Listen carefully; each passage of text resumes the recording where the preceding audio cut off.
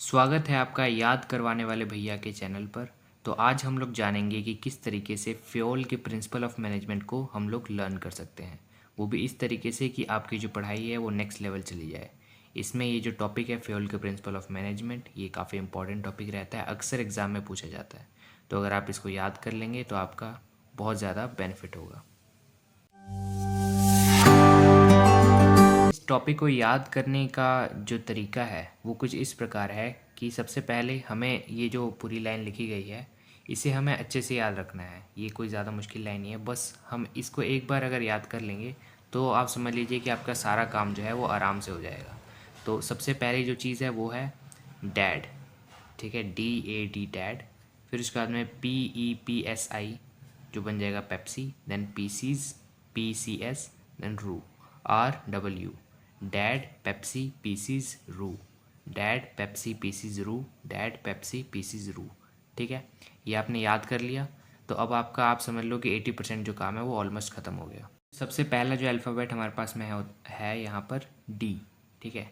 तो D से यहाँ पर हमारे पास में सबसे पहले होगा डिवीज़न ऑफ वर्क, ठीक है, D से division of work. Then A से अथॉरिटी एंड रिस्पॉन्सिबिलिटी, फिर अगेन D है डिसिप्लिन, ठीक है।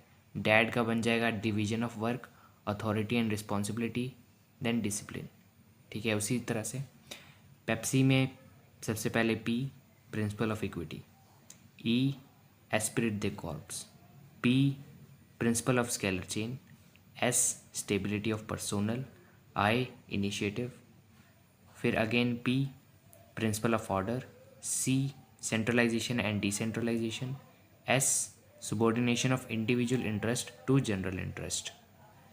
देन हमारे पास में बचता है रू RUU, देन R से remuneration, U unity of command, फिर से U यूनिटी ऑफ डायरेक्शन, ठीक है। तो इस प्रकार से रू कंप्लीट हो गया, पीसीज पेप्सी डैड। तो ये आपको बस ये याद रखना है कि डैड पेप्सी पीसीज रू, ठीक है। अगर हम सिर्फ इसको देख के भी अगर हम करें तो ये आराम से हो जाएगा।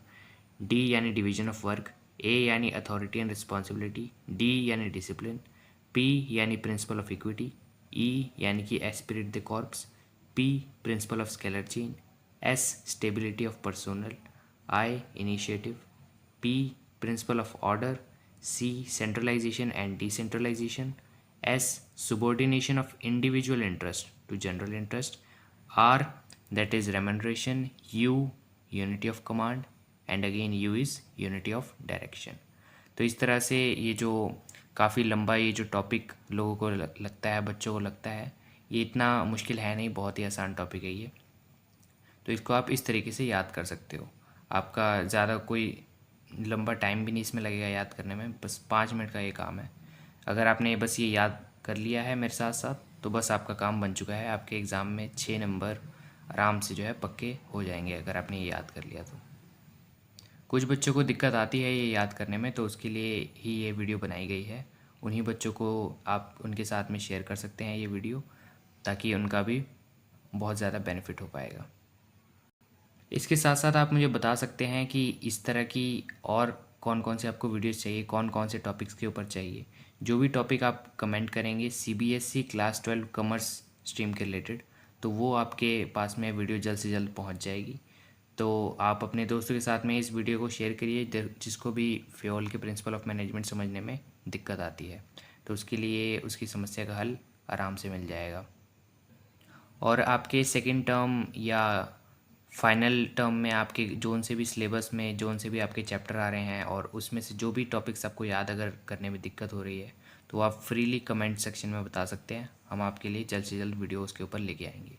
बाकी तब तक के लिए इस वीडियो को लाइक करिए, शेयर कीजिए, कमेंट कीजिए और बिल्कुल आराम से पढ़िए, मज़े कीजिए और इस टॉपिक को ध्यान से याद कर लीजिएगा विद याद करने वाले भैया। थैंक यू दोस्तों।